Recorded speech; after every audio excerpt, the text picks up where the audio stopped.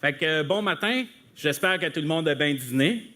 Je m'appelle Éric M. Gagnon, je suis originaire du Nouveau-Brunswick, je parle un petit peu bizarre, je vais essayer de me forcer.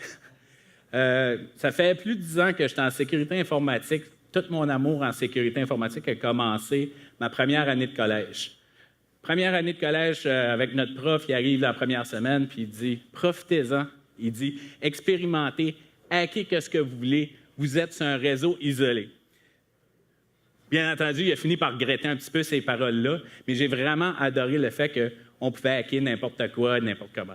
Ça n'a pas pris grand temps qu'on contrôlait pratiquement tous les postes de travail qu'il y avait dans la classe. Je contrôlais aussi son AD, qui était une nouvelle dans le temps, pas vraiment fort non plus. Puis même son système qui se servait pour nous monitorer, pour s'assurer qu'on ne fasse pas trop de mauvais coups, on avait hacké dedans aussi, changé les mots de passe, etc. Fait que c'est à partir de là, j'ai vraiment trippé. Ça fait aussi 9 ans que je suis chez Desjardins. Je travaille dans le centre de surveillance de sécurité. Durant ces 9 ans-là, j'ai pas mal touché à n'importe quoi, qu'est-ce qui est Blue Team surtout. J'ai fait de la gestion de vulnérabilité, j'ai fait de la surveillance, du threat intelligence. Récemment, je fais du threat hunting. J'ai aussi fait quelques pen tests, des enquêtes numériques aussi. J'ai fait pas mal n'importe quoi, puis j'ai vraiment une équipe à ça. Puis vu que j'adore connaître comment les hackers fonctionnent, comment ils exploitent les systèmes. J'ai tout le temps eu un intérêt de ça. J'ai fait 2 certifications OSCP et OSCE. Ceux-là qui aimeraient commencer dans les pen tests, commencer en sécurité offensive, c'est 2 certifications que je recommande fortement. Aujourd'hui, je ne suis pas là pour parler de moi, je suis là pour parler du threat hunting. Fait qu'on va parler, c'est quoi premièrement du threat hunting? On va parler pourquoi que les entreprises aujourd'hui en ont besoin. Puis les différents niveaux de maturité. On ne peut pas tout de suite jumper dans le top et être les meilleurs au monde. Je vais aussi vous parler de quelques méthodologies, des approches, des astuces que j'ai trouvées récemment qui fonctionnaient. Puis je vais aussi, à la fin, j'ai quelques slides de ressources pour vous permettre de commencer le threat hunting. En espérant dans tout ça que vous allez au moins apprendre une affaire de cours. Fait que le threat hunting, qu'est-ce que c'est? C'est bien plus qu'un buzzword. Ma définition du threat hunting, c'est de toujours partir de l'idée que votre entreprise, elle est déjà compromise. En fait, le threat hunting en tant que tel, c'est un process de constante, c'est un process de recherche constante dans votre entreprise pour des menaces qui auraient pu contourner vos systèmes de détection conventionnels. Fait que le threat hunter, lui, c'est un incident responder proactif. Il n'est pas là et qui attend qu'il y ait une alerte qui lève sur un des systèmes. Il va arriver puis il va partir à la chasse. Il va apprendre c'est qui veut attaquer l'entreprise, comment il fonctionne, puis où est-ce qu'il y a le plus de probabilité de frapper. Puis il va aller chasser à cet endroit-là. Fait que le threat hunting, pourquoi on en aurait besoin? En fait, aujourd'hui, c'est très, très facile de contourner les systèmes conventionnels. J'espère qu'il n'y a personne dans la salle qui a un firewall et un antivirus, puis juste avec ça, il pense qu'il est sécuritaire. Parce qu'on se parlera après. Viendrez voir, je vais vous expliquer quelques affaires. Les attaques aussi sont rendues de plus en plus créatives, sont beaucoup plus évoluées, puis les hackers malicieux sont de plus en plus furtifs. Sans threat hunting, comme je mentionnais tantôt, on doit attendre qu'il y ait une alerte qui lève sur un des systèmes pour partir de notre incident response. Puis aussi, ça fait que la période de dwell time, la période de détection d'un attaquant, c'est 101 jours au niveau mondial, en moyenne. Fait que ça, période de détection, ça fait qu'un attaquant peut passer 101 jours dans votre infrastructure sans même que vous êtes au courant. Fait qu'en quoi le threat hunting peut aider? Bien, obviously, c'est de réduire le dwell time. C'est de détecter beaucoup plus rapidement un attaquant qui est à l'intérieur de votre entreprise. Ça vous crée aussi une expertise lorsqu'il y a un incident de sécurité. Ça va vous créer un bassin de personnes qui ont les connaissances de toute votre infrastructure, qui ont le knowledge de comment les attaquants fonctionnent, puis où est-ce qu'il y a le plus de probabilité d'attaquer, puis ils ont aussi le knowledge tout le digital forensics, les enquêtes numériques, etc. Ça va aussi vous permettre de trouver des vieilles et des mauvaises pratiques. Toutes les entreprises en ont, des anciens admins. Moi, je mets tout le temps connecté SSH à partir de l'externe sans double facteur. Ou tout simplement des réseaux qui communiquent avec un autre subnet qui ne s'est pas supposé de communiquer ensemble. Fait, trend hunting, ça va vous permettre de découvrir ces affaires. Prends une gorge d'eau.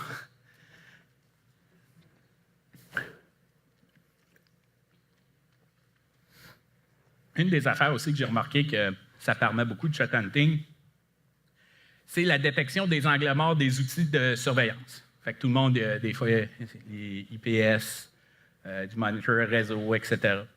Bien, les threat hunters vont vous permettre, grâce à leur recherche, de dire « Hey, ça aurait dû être détecté par tel outil, ça ne l'a pas vu. » Donc, ça va vous permettre aussi de tweaker certains devices, certains outils qui manquent un module, manquent de quoi de cocher, puis tout simplement identifier les angles morts. Ça va aussi vous permettre de développer des signatures personnalisées. Qu'est-ce qui arrive aujourd'hui? On est beaucoup trop dépendant des fournisseurs. Il y a un virus qui sort. On attend après compagnie X de développer une signature, puis ensuite, là, c'est déployé sur notre système. Nous, on déploie ça sur notre environnement. Tandis qu'avec le Threat Hunter, ils sont en mesure de développer des signatures beaucoup plus rapides. On lit l'article sur tel virus, l'analyse est faite, on l'a reverse engineeré, on a trouvé certains IOC, on est capable de rentrer ça dans des règles YARA ou des snort rules pour inclure ça dans IDS ou dans les EDR. Ça va permettre aussi de faire la découverte de nouveaux IOC. Ça, c'est les indicateurs de compromission. Je vais en parler un petit peu plus tantôt. Mais les Threat Hunters vont vous permettre d'en ressortir beaucoup plus. Le plus important, l'équipe de Threat Hunter va transformer votre Threat Intel en action. Il va prendre l'information qui revient des articles sur Internet, qui provient de vos feeds de menaces, puis il va aller à la chasse avec ça, il va essayer de rentrer ça dans vos systèmes beaucoup plus efficacement. Fait que je ne peux pas parler de threat hunting sans parler de IOC, puis la pyramide of pain, ou la pyramide de la torture. Fait que, en gros, on a les différents IOC sur la pyramide, les hash value, adresse IP, domaine, les tools et TTP. TTP, c'est pour tactique, technique et procédure. En fait, compte, pour un blue teamer, pour ceux-là de défense, plus qu'on monte dans la pyramide, plus difficile que c'est d'incorporer ça dans vos systèmes de surveillance, puis plus difficile que c'est de récupérer ce type d'IOC-là. C'est facile, il y a tout le temps des articles qui sortent, tel virus, voici les IOC IP, voici les hash des payloads. Puis plus qu'on augmente, bien là, TTP, il y a beaucoup, toute la technique qui utilisait ça, l'outil, détecter tout l'outil au complet, c'est beaucoup plus difficile. Par contre, quand on arrive au niveau Red Team, au niveau attaqueur, bien, pour lui, c'est encore plus difficile réinventer une nouvelle technique, réinventer une nouvelle tactique, tout réutiliser un nouveau tools que tout simplement changer le hash de son payload. Changer le hash de son payload, changer l'adresse IP, c'est rendu polymorphique aujourd'hui, ça se crée à mesure, c'est tout le temps de quoi de différent. Par contre, son tools qui crée son payload différent, disons meta-exploit, bien, si nous, on est en mesure de détecter du meta-exploit, on le tape directement dans le top de la pyramide, on vient lui faire un petit peu plus mal.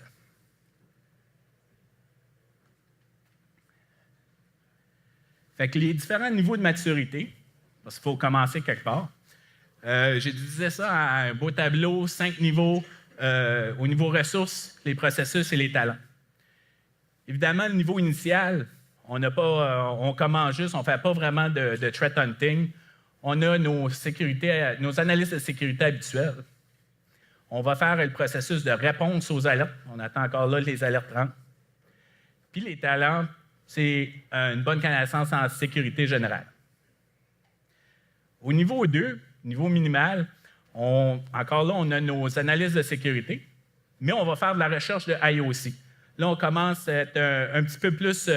on fait encore du threat hunting réactif, mais on va prendre un petit peu de threat intel, les IOC, la pyramide que j'ai dit tantôt, puis on est capable de pousser ça dans nos outils, puis là, on a plus d'alertes.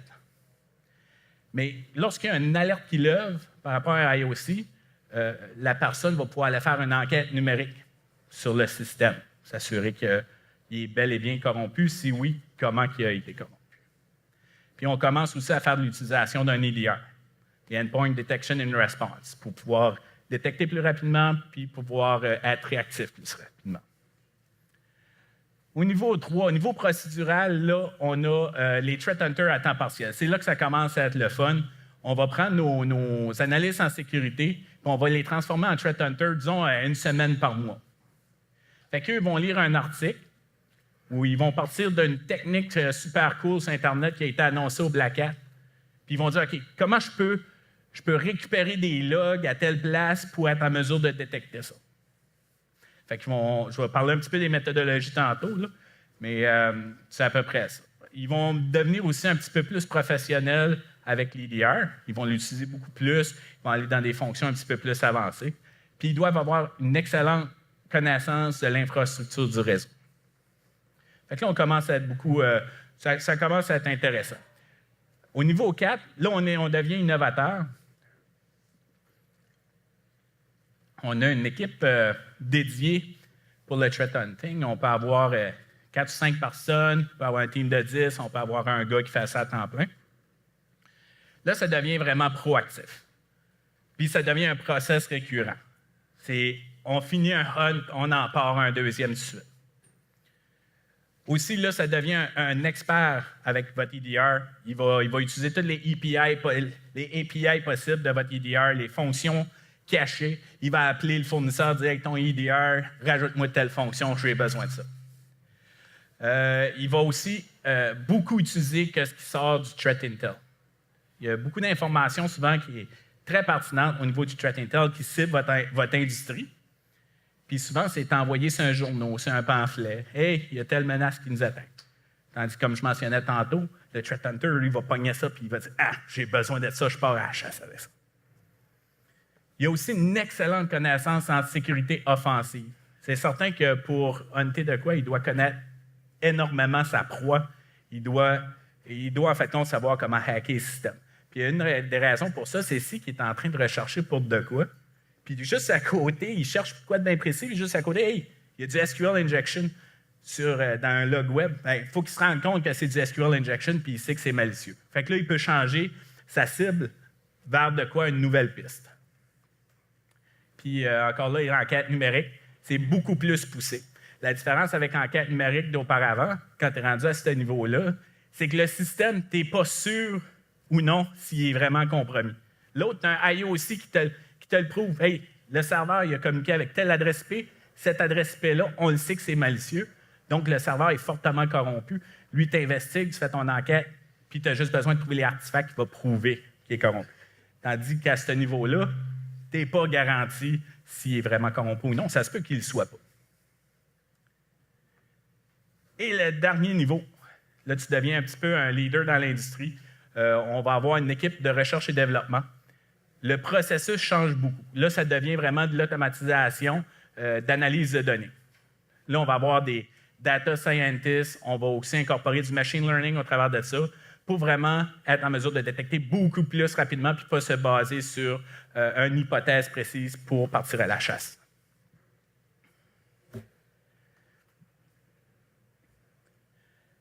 Je vais parler un petit peu des méthodologies et des approches.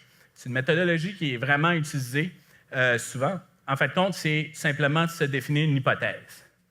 Je vais parler tantôt un petit peu comment définir notre hypothèse, mais principalement, on se dit Kerberos-Sting, comment ça fonctionne. Fait que là, notre hypothèse, c'est un attaquant va utiliser Kerberos-Sting pour faire du mouvement latéral. Là, on doit investiguer. Ça me prend quoi pour évaluer du Kerberos-Sting? Ben là, on va dire, on va récupérer des datasets, on va récupérer des events. Là, ça va nous prendre les Kerberos Taken Request, l'Event ID 4769, puis on va tout récupérer ça des systèmes. Ensuite, là, on va faire des découvertes. Là, on va se rendre compte, hey, l'Event ID 4769, ça se passe pas mal dans mon parc informatique. C'est peut-être du normal. Fait que c'est difficile de concentrer sa recherche. Fait que là, on peut dire, OK, 4769, ben, pour exploiter Kerberos-Sting, il faut que ce soit encryptant RC4. OK, donc je vais ramasser des Event ID 4769 qui est encrypté en RC4. Fait que là, on commence à faire des découvertes, puis là, on peut trouver quelqu'un de malicieux, on peut trouver les pentesters, on peut trouver quelqu'un qui faisait ça complètement légitimement. Ensuite, là, on va améliorer nos systèmes de détection. C'est là qu'on va dire, OK, mais là, les Event ID que moi, j'ai récupérés à bras, on va pousser ça directement dans notre CIEM. On va se créer un use case. Puis le but principal de l'amélioration, c'est de créer une automatisation de votre détection. Fait que les approches pour créer, disons, une hypothèse, on peut aller avec la tactique et technique, qui est une hypothèse basée sur les techniques employées par les méchants hackers. On a aussi le crown jewel. J'ai cherché la traduction francophone. Bijou de famille, c'est pas le fun. Fait que c'est une hypothèse qui est basée sur votre système le plus important dans l'entreprise. Situation anormale, c'est une hypothèse simplement pour dire que si cette situation-là se passe, il faut insinuer qu'on est compromis. C'est pas vraiment IOC. Je vais parler un petit peu de quelques outils qu'on peut utiliser, puis des petits exemples où ça va ça. Tactique et technique, c'est comme je mentionnais, on concentre nos recherches sur des techniques documentées, soit provenant d'un article, quelqu'un qui a été au Black Hat, DerbyCon, DEFCON, tu sors de là, puis tu as plein de des nouvelles techniques qui ressortent, ou du threat intel. Il y a aussi des analyses de malware. GoSecure, ils font des analyses, puis là, ils sortent de choses, fait qu'on peut apprendre des techniques. Si jamais vous manquez d'idées, il y a toujours le Attack Matrix de Mitre. Je vais montrer un exemple à quoi ça ressemble. Un, deux.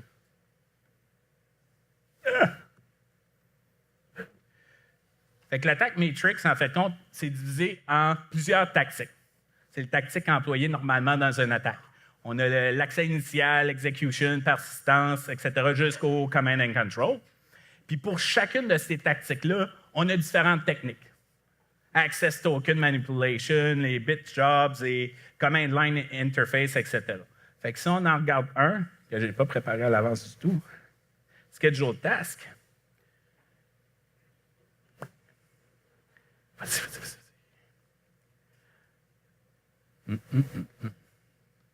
Demo live, je m'avais dit que j'en faisais pas. All right.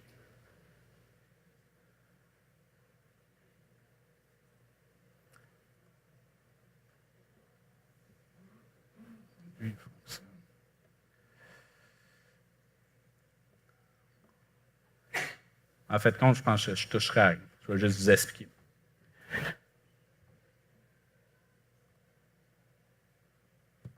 En fait, quand vous cliquez sur une technique, à quoi ça ressemble, vous allez avoir la description de la technique. Aussi, ça va vous indiquer quelle tactique que ça peut affecter. Dans ce cas-là, c'est un custom command and control, ça affecte juste une tactique command and control. Mais disons, le schedule task, ce que j'aimais de l'exemple, c'est qu'il y a plusieurs tactiques. Le schedule task, il peut vous servir de privilege escalation, il peut vous servir aussi de command execution, puis aussi de persistance, évidemment. Ensuite, on a aussi toutes les APT ou les menaces qui ont été répertoriées qui utilisent cette technique-là. Fait que vous savez, schedule task, j'en ai 35 des menaces actives qui utilisent cette technique-là. Concentrez-vous pour détecter ça. Par la suite, on a aussi un paragraphe qui explique la mitigation. Fait que ça va vous dire, disons, les schedule tasks, de setter tel GPO, désactiver telle affaire.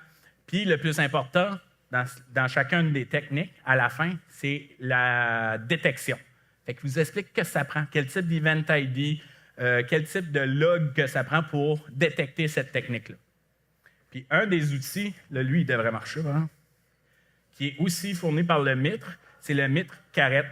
Lui, qu'est-ce qui est cool, c'est que tu vas dire les logs que tu possèdes, disons les autorun, je possède les SMB events, etc. Puis ça va vous dire quelle technique vous devriez être en mesure de détecter.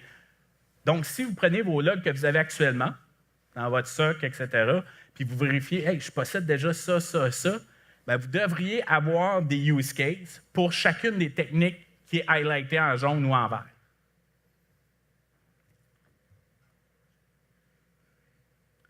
Fait que si on part de notre hypothèse de Custom Command and Control, on peut se créer une hypothèse que, OK, s'il développe un Custom Command and Control, il doit sortir à l'Internet d'une façon. Donc, il va passer via mon Web Gateway. Puis, il y a des petites chances qu'il n'utilise pas un User Agent normalisé. Fait que, qu'est-ce que vous pouvez faire? On peut utiliser une technique de data stacking, puis tout simplement tout pogner les User Agents, les requests qui sortent, puis les stacker ensemble, disons, par les différents utilisateurs. Fait que là, on va avoir, disons, User Agent qui a 1337 utilisateurs. Puis une autre chose, c'est qu'il y a de l'information dans un User Agent que le monde ne savent pas vraiment que c'est là. Il y a des tools pour l'extraire, ou vous pouvez tout simplement aller sur useragentstring.com. Ça va vous dire, hey, le User Agent, là, c'est pas juste IE, ça ne dit pas juste Internet Explorer. Ça va vous dire, premièrement, quel type il s'agit. C'est-tu un script? C'est-tu un furteur? C'est-tu une application? Ça va vous dire aussi la version du furteur. Ça va aussi vous donner la version de l'OS et plein d'autres choses que là, je n'ai pas inclus, là, parce qu'il y a pas mal de champs que ça peut vous donner. Fait que si on regarde dans mon tableau ici, on voit que je n'ai 1337 qui ont un furteur Chrome Windows 6. Moi, ça doit être mon baseline, ça doit être ce que tout le monde dans mon entreprise utilise. Là, j'en ai 70 qui ont un furteur Chrome pas à jour, Windows 7 pas à jour. Bon, j'ai peut-être bien trouvé un problème. C'est peut-être bien un bloc d'ordinateur que, ils ne sont pas connectés comme il faut à SCCM ou peu importe. Là, j'en ai deux tout seuls sur, disons que j'en ai 1500 utilisateurs. J'en ai deux que eux utilisent un Firefox sur Linux. Oh, ces deux-là ne sont pas normalisés. Je vais investiguer un petit peu plus. Puis après ça, si j'arrive, j'en ai un tout seul. C'est du Go HTTP. Ça signifie pour du Go Language. Là, tu commences à checker, à investiguer ce cas-là en particulier. Tu te rends compte que, hey, il communique avec un site web en dehors du réseau. Premièrement, pas de nom de domaine, juste une adresse IP, continuellement. Là, tu te dis, hey, ça, c'est vraiment pas normal. Puis tu finis par trouver, c'est peut-être vraiment un vrai Command and Control. La deuxième technique, Crown Jewel, c'est de concentrer vos efforts sur votre système le plus important ou celui-là qui contient les données les plus importantes de votre entreprise. Vous devez figurer le hacker qui rentre dans mon entreprise, c'est quoi qui est after?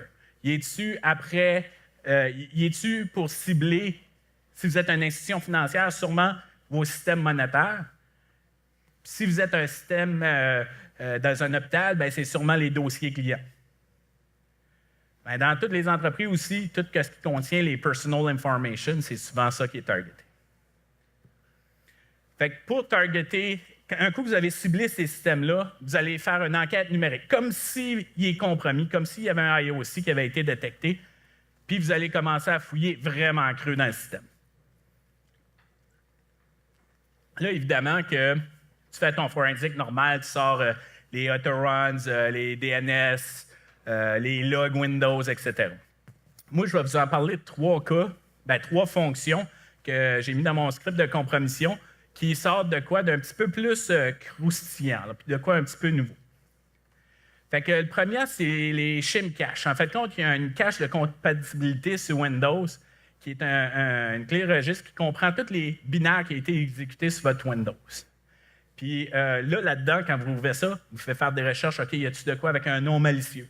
Y a-t-il de quoi, disons, avec un exécutable avec une ou deux lettres?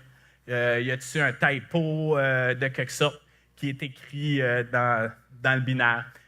Y a-t-il un binaire qui a été lancé du fichier temp? Fait que c'est tout de quoi qui peut vraiment parler. L'autre chose qui est vraiment trippante aussi, c'est pour détecter de l'exécution à distance. Fait que vous sortez les Event ID 7045, qui signifie qu'il y a un service qui a été installé sur votre système.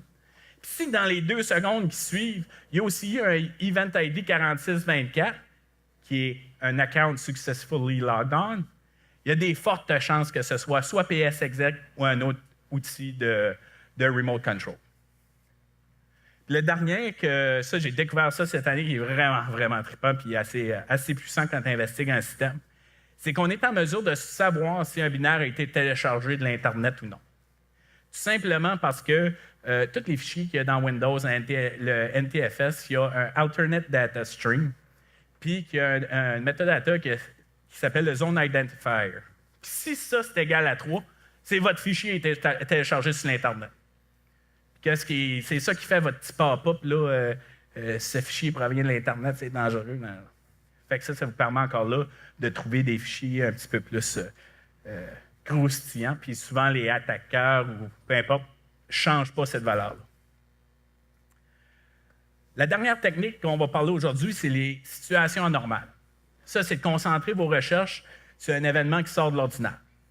On peut arriver et sortir toutes les connexions SSH, on peut se créer un beau graphe puis dire j'ai des admins qui se loguent à telle heure qui n'est pas normal ou tel système s'est jamais connecté avec autre système. Situation anormale aussi, ça peut être un third party, un fournisseur nouveau que vous faites affaire avec. Il se connecte avec votre réseau. Vous devez insinuer que lui il est déjà corrompu puis qu'il va vous compromettre par la suite. Un exemple qu'on peut faire vraiment facilement, c'est avec des logs DHCP. On prend nos logs DHCP, souvent, il va vous attribuer une adresse IP, puis il va emmagasiner votre MAC adresse, il va vous signaler le OUI, le vendor du MAC adresse, puis il va aussi faire un fingerprint du OS. Il va essayer d'identifier, il s'agit-il d'un Windows, un Linux, etc. Dans un cas comme ça, on voit clairement que c'est une compagnie qui utilise du Intel puis du Hewlett-Packard, parce que tous les points sont dans le milieu. Là, on peut concentrer nos recherches sur tout ce qui est autour.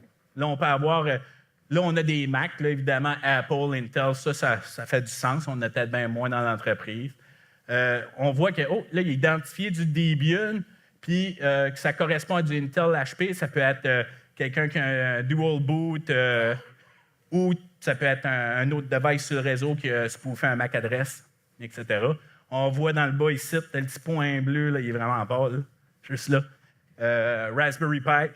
Déjà là, ça peut donner des bons hints qu'il y a un initial access, quelqu'un a déposé de quoi sur votre réseau. Juste avec des logs DHCP. Là, je vais rouvrir une parenthèse aussi. C'est pas souvent parlé dans le threat hunting, mais les honeypots, moi, je considère ça du threat hunting, principalement parce que quand tu vas à la chasse, tu n'es pas obligé de tout le temps avoir juste ton fusil puis tu traques ta proie. Le plus facile, c'est juste de tendre un piège. Tu mets du sel, tu mets un collet, peu importe. Là, tu vas pogner du stock. En fait, compte, tes honeypots, tantôt, je parlais, disons, Kerberos. Une autre technique, disons, au lieu de prendre des événements, on peut se créer un fake SPN account qui paraît être legit, etc. Mais s'il y a un get ticket request sur ce service-là, qui est supposé n'être pas utilisé, bien là, vous devez investiguer. C'est forte chance que c'est pas bon. Puis là, il n'y a pas juste les honeypots, là, c'est pas juste des serveurs. Souvent, le monde s'imagine, OK, je vais installer un serveur. Non.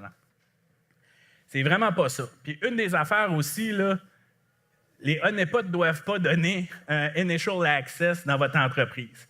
Mettez pas un serveur web vulnérable à partir de votre infra facing Internet en disant « Hey, j'ai installé un honeypot, je vais pogner les méchants. » Ça ne marchera sûrement pas. Là, les honeypots, c'est aussi des honey users. Vous pouvez créer des tokens, des fichiers sur des share réseaux, créer de quoi d'attrayant. Puis à l'intérieur de ça, mettez des credentials. Si les credentials sont utilisés, ça veut dire qu'il y a quelqu'un qui a corrompu votre entreprise, qui a réussi à récupérer des fichiers avec des credentials dedans, puis que ces credentials-là ont été utilisés en plus. Puis, comme que je dis souvent, c'est honey all the things. Tout ce qui peut être honeypoté, ça peut être très intéressant comme information, mais c'est surtout de bien le faire. Pour conclure, c'est toujours partir de l'idée que votre entreprise est déjà compromise. Il y a plein de ressources sur Internet. Si que le threat hunting vous intéresse, des très bonnes personnes à suivre sur le Twitter.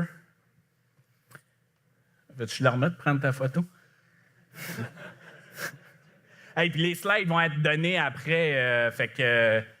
Pas besoin de prendre de photos ou des notes. Là, je vais te share ça après. À part cette slide-là. Fait que ça aussi, c'est d'autres sites web, des documents à lire, vous voulez vous introduire au threat hunting, c'est de quoi qui vous intéresse. C'est un des domaines qui s'en vient populaire, c'est un des buzzwords que tous les fournisseurs parlent aujourd'hui. Tu sais, tu as une autre petite parenthèse, le threat hunting, ça existe depuis vraiment longtemps. Là. C'est juste depuis récemment, une couple d'années, que là, il y a un mot associé à ça. Fait que je vous remercie beaucoup. Je ne sais pas s'il y a des questions. Si jamais il n'y en a pas présentement, vous pouvez me rejoindre sur Technique sur le Twitter, puis Gmail si un email ça vous tente. C'est trop long. Fait que des questions? Oui. C'est développé localement, effectivement. Là, je ne pouvais pas tout dévoiler mes secrets parce que là, ils sont tous assis là, notre gang de pentesters.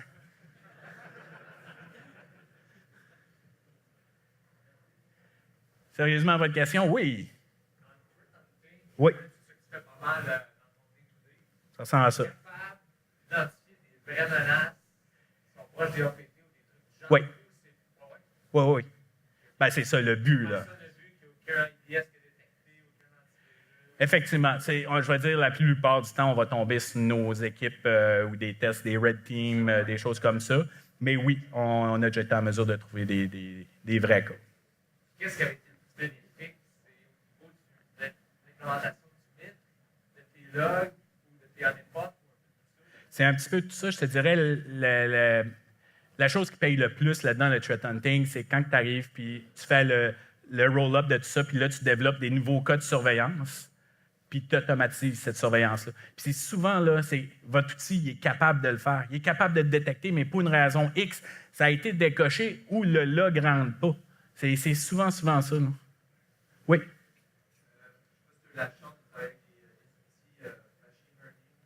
Oui. Oui, bien, en fait, quand on parle de machine learning, en fait, il n'y a pas de solution bonne, mais c'est des solutions toujours pratiques.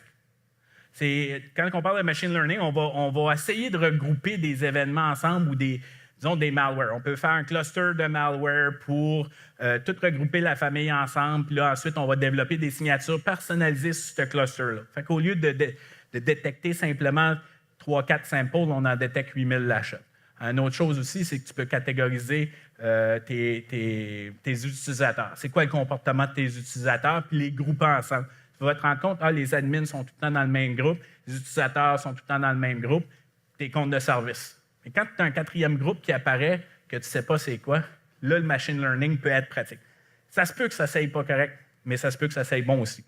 Une autre affaire aussi, le machine learning qui est utilisé, c'est que, disons, tu fais des recherches pour des domain generated algorithms, c'est des noms de domaines qui ont été générés automatiquement par un système.